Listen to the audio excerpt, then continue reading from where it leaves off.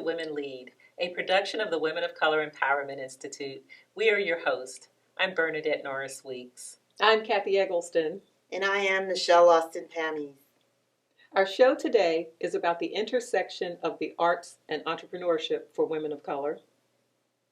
Now, the word art comes from the Latin ars, meaning skilled method or technique, with the connotation of uniqueness and beauty. Entrepreneurship comes from the French entre, or between, and prendre, meaning to take. So the idea of being the go-between to take ideas from different places and put them together as a business. Black art and artists could not be more important to the history and survival of people of African descent in this country. From spirituals to jazz, African dance to modern hip-hop, to artists, writers creating works when it was literally against the law for people of African descent to hold a pencil. We've sent messages to the world about ourselves, our humanity, through artistic expression. But careers in the arts come with challenges, from the relatively short shelf life of even a top performer to the realities of how to actually sustain a livelihood as an artist. We have two guests with us today who are not only surviving, but thriving as performing artists who have founded their own enterprises and are more in control of their own careers and destinies. They are Linda Houston Jones, founder and CEO of Ashanti Cultural Arts, and Shaniq Scott, founder and principal choreographer of Ascension 33 Dance Studios. Now, these women both have a background in dance, which has a notoriously short shelf life in terms of a performing career, but they both have figured out a way to both align their passion and extend their career and create ownership for themselves. Absolutely. We're calling it shelf life. Let's call it out and say what it is. You age out of that profession quite swiftly. Unless you're Linda Houston Jones, of course. Maybe, Right. maybe not as fast. But in order for them to continue doing what they love, yet manage to make a living out of it and help others and build a business, they've done a lot. Well, what I appreciate most is what they've been able to give back to the community. Because while they're doing what they enjoy doing as a part of their purpose and passion, they're also just pouring into the many young people that come in contact with their businesses who benefit from just growing and developing not only as artists, but also as people. I think they're case studies for people in just about any industry because oftentimes people are very skilled at a core profession, but when it is time to expand their leadership, if you will, that's a whole different set of skills, just like it's a whole different set of skills to be a top performer on stage and then translate that into a business owner with facilities and employees and financials and all of that to manage. And when you think about the fact that in order to really survive in this business as an artist, you really have to be pretty special because a lot of times what gets cut first are the cultural type programs where people decide they're not going to fund them anymore. And so for people to really sustain themselves, they really have to be pretty good salespeople in order to convince folks, hey, please keep supporting my business. You know, think about COVID and, you know, all of that. But Kathy brings up a good point about transitioning. That's basically what you're saying, right, Kathy? Absolutely. You're transitioning from being a performer to being a business owner. I've transitioned from being in-house counsel for corporations to becoming a practicing attorney. And it's a shift. Mm-hmm. Sure. Well, we have two people here who are going to tell us how to do that very, very successfully. So we will be right back with our guest, Linda Houston Jones, founder of Ashanti Cultural Arts. Women Lead television show is being brought to you by Toyota, inspiring all of us to let's go places. At the the Women of Color Empowerment Institute, our mission is to enhance and expand leadership by women of color. We do this in a variety of different ways, including but not limited to providing mentorship opportunities for young professionals where we assist in helping to create paths to leadership. We empower women to develop capacities for social change. We produce programs that promote heritage awareness, and we provide training opportunities for business and government. Our institute holds seminars focused on professional success techniques, and we host many other events such as our popular Advocates for Change and Leaders Connect. The Women of Color Empowerment Institute publishes a magazine called Women Lead. Our signature event is the Women of Color Empowerment Conference, a yearly conference where hundreds of leaders gather from all across the United States and beyond. To learn more about membership and how you can support our programs or be a sponsor of the Women Lead TV, visit us at nationalwomenofcolor.com. Again, that's nationalwomenofcolor.com.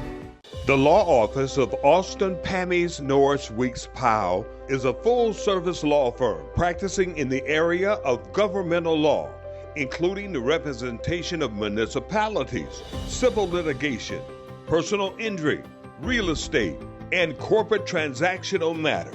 With over 100 years of collective experience, our attorneys are admitted to practice before state courts, federal courts, and the United States Supreme Court. We are conveniently located in downtown Fort Lauderdale and can be reached at 954-768-9770. Or for more information about the law firm of Austin, Pammies, Norris, Weeks, Powell, visit our website at apnwlaw.com. That's apnwlaw.com.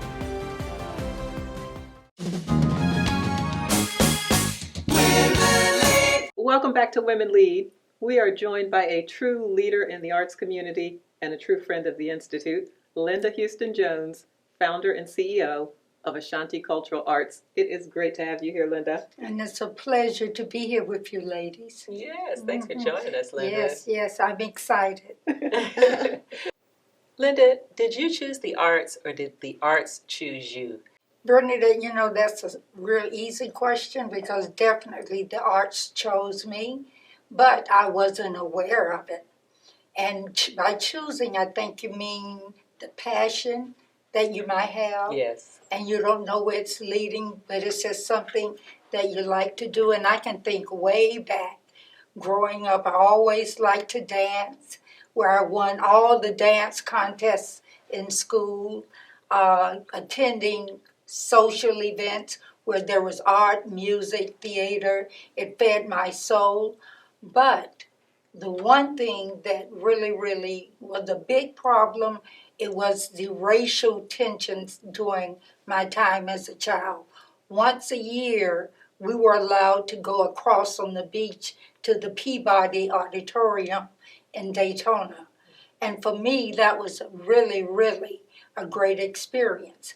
So much so that my father made an agreement with the owners of the auditorium that if they let me come over to visit once a week when they had symphonies and those kinds of things, and he would stay with me. So the racial thing was there, but there was a way that we went around it. I want to ask you a question about your early career because you went into fitness instruction, which is kind of parallel, but not really. But you said yes to an opportunity that you might not have been completely aligned for. And we talk about that all the time at Women of Color. We deselect ourselves instead of saying yes when opportunities arise. So tell us about that. That's a big problem with a lot of us. We have opportunities, but we have fear and other, things that happen in our life that doesn't give us the confidence to move forward. And so we have opportunities sometimes, but we let ourselves hold us back. And so when I got into the fitness industry, it was back in, 1979. And there weren't many fitness businesses, especially owned, by Black people. But I wanted a part-time job. So I went to the local high school because I was a teacher. And I acquired about, positions. And the principal told me, he said, you know what? I'm not hiring teachers at this time, but I need a fitness instructor. And so my little old mind went to running. I said, wow, I've never taught fitness, but I think I can do this. And that was an opportunity that I said yes to, which brought me to where I am now. It was the foundation. How did you transition from performing to being a business owner? Very, very difficult. Sometimes people look at businesses and they say, oh, I can do that. And they go into it without training, without knowing the industry, without doing research. They just do it. And so for me, I've always been the kind of person that believe that if you say you are professional, then you need to be a real professional, not in name only. And so I decided that I didn't go to regular business school, but I trained myself. I had mentors. I identified people that were strong business people, and they agreed to help me. I took classes that were offered in the community. I certified myself to be a fitness instructor, and I also took classes where I could learn the art of business. So it was a lot of hard work. You saw a gap in the marketplace that led you to Ashanti Cultural Arts. Can you tell us a little bit more about that? Oh, yes. So there are gaps, and we have to see those gaps and be able to travel the road to fill those gaps. So the Health Connection, the fitness center that I had, led me to Ashanti. How? Through service and giving. The fitness center that I had all kinds of people there. It was a diverse company. I serviced Fortune 500 companies. I serviced senior citizen centers. I serviced churches. So it was noted as one of the top Black businesses in Broward County. And this was back in the 80s. And so I always had a passion, as you stated in my introduction, of service, of giving.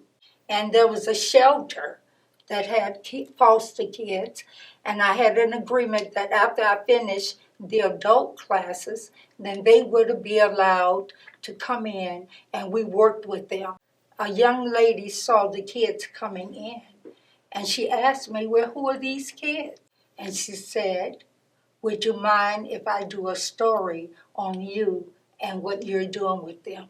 Of course, this was another golden opportunity. And so from that point on, Ashanti grew to a higher level.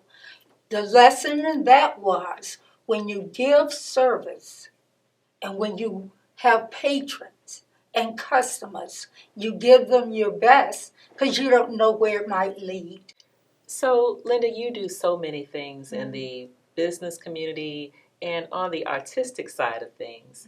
Will you talk with us a little bit about some things that you may not have seen as your natural strengths, but you were able to overcome some challenge? Yeah, I had a lot of challenges, as most people when you're in business. There are many. Some that you can overcome naturally because it's your natural gifting. And then there are others that you must seek professional help. And one of those are financials, being able to keep my own books. I started out keeping my own books, writing receipts, but soon I found out that that job was too hard. And so you have to be able to hire professionals in those areas that you're weak. You have really evolved to be a true arts leader in our community and beyond, just a community leader. And we listen to you all the time. You always are drilling home the points, servant leadership, and don't get complacent. You know, level up, take a risk, like in Pompano. But the other thing that you always drill into us is relationships, and relationships with people that you are not necessarily naturally comfortable with Tell us about how that works for you. Great point. Sometimes we block ourselves because we always want to stay in our own familiar comfort zone. You know, you try to network with family and friends, and not that there's anything against that, but you have to grow. And that's one of the things that I've been saying a lot: growth, moving forward, not being afraid, giving service, relationships with the right people. The last thing I really wanted to touch on with you, Linda, is you have been doing this now for 30 years, and you don't just think about what the impact of your work with children in the arts will be. You have a lot of data on what the impact has been. Tell us how Ashanti Cultural Arts has actually... The front portion of the brain is the learning center. And so when the child is in a dance class, not only is he learning or she learning to dance, but she's learning to count. She's learning the directions: north, south, east, west.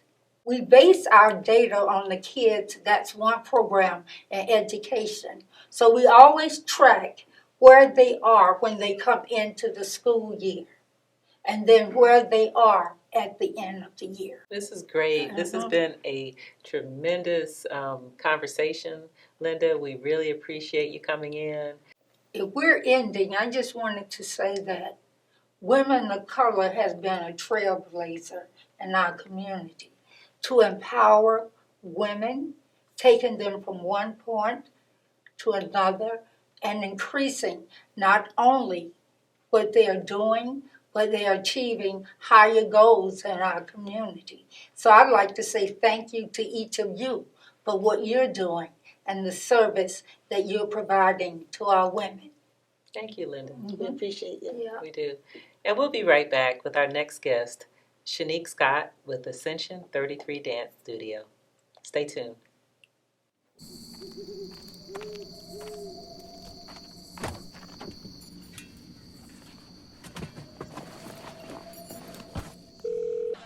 Where are you guys? I'm at the party and can't find you. Meet me out back, okay? Okay. Bye. The 2021 Toyota Camry, always a step ahead. Right now, lease a new 2021 Toyota Camry LE for $229 a month for 36 months. Toyota, let's go places. At the Women of Color Empowerment Institute, our mission is to enhance and expand leadership by women of color. We do this in a variety of different ways, including but not limited to providing mentorship opportunities for young professionals where we assist in helping to create paths to leadership. We empower women to develop capacities for social change. We produce programs that promote heritage awareness, and we provide training opportunities for business and government. Our institute holds seminars focused on professional success techniques, and we host many other events such as our popular Advocates for Change and Leaders Connect. The Women of Color Empowerment Institute publishes a magazine called Women Lead. Our signature event is the Women of Color Empowerment Conference, a yearly conference where hundreds of leaders gather from all across the United States and beyond. To learn more about membership and how you can support our programs or be a sponsor of the Women Lead TV, visit us at nationalwomenofcolor.com. Again, that's nationalwomenofcolor.com. The law office of Austin, Pammies, Norris, Weeks, Powell is a full-service law firm practicing in the area of governmental law, including the representation of municipalities, civil litigation, personal injury, real estate, and corporate transactional matters. With over 100 years of collective experience, our attorneys are admitted to practice before state courts, federal courts, and the United States Supreme Court. We are conveniently located in downtown Fort Lauderdale and can be reached at 954-768-9770. Or for more information about the law firm of Austin, Pammies, Norris, Weeks, Powell, visit our website at apnwlaw.com.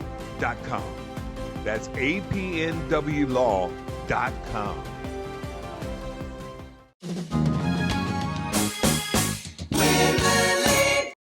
Welcome back to Women Lead. We are now joined by Shaniq Scott, who is the founder and principal choreographer of Extension 33 Dance Studio. Shaniq earned her Bachelor of Science degree in Business Administration from Florida A&M University and her Master's degree in Music with a concentration in Performing Arts Management from Florida International University. Welcome to the program, Shaniq. Hi, ladies. Thanks for having me. Shaniq, often the road to a career in the arts is a winding road. How did your career get started, and how did you advance to your current position? So early on, I knew I had a passion for dance. Between the ages of 10 and 16, my cousins and I used to come up with a series of steps that turned into choreographic routines that we would perform for our family and friends for family reunions, community, and church events. And so that kind of sparked within me a passion for dance and also just built my self esteem as a dancer and also a choreographer. And when I volunteered for Street Beat, which is an arts program, they gave me the opportunity to teach dance. And that was my first gig as a dance artist. And it took 8 years, of just building, the artistic program within Street Beat. And during those 8 years, I became the artistic director. And so as I became the artistic director, it just kind of became natural because I was leading, I was directing, we were doing shows and productions. And that's how the career just started and kind of, led from there. And so Ascension 33 was birthed out of, Street Beat and having that opportunity that I was given. You are an accomplished dancer and choreographer, and at some point in time, you made the decision not to pursue being the performing artist only in your career, but to own an arts business and studio. Why did you make that choice? I knew at one point that I would own my own dance studio because my mom had already spoken it. She had already told me that you wasn't majoring in business, you're going to major in dance, and because you're going to have your own dance studio one day. And I believed it, but I didn't know that it was going to come as soon as it did. You own and operate your dance studio in the Glades area, and specifically in Belle Glade, Florida. Why did you pick this community, and why Belle Glade in particular? I was born and raised in the Glades area. And so as I grew up learning about this area and our community needs, I saw that we needed a dance studio. We had no dance studio in the area. And all of the classes that I took with Street Beat, we did it at a church or we did it at one of our local schools. And so I knew that providing a space in this central area in Belle Glade would be the perfect location. Belle Glade is central to South Bay and Pahokee, so we were able to service all of those children in those areas. And so why not do it in Belle Glade? How were you able to adapt and weather the pandemic storm?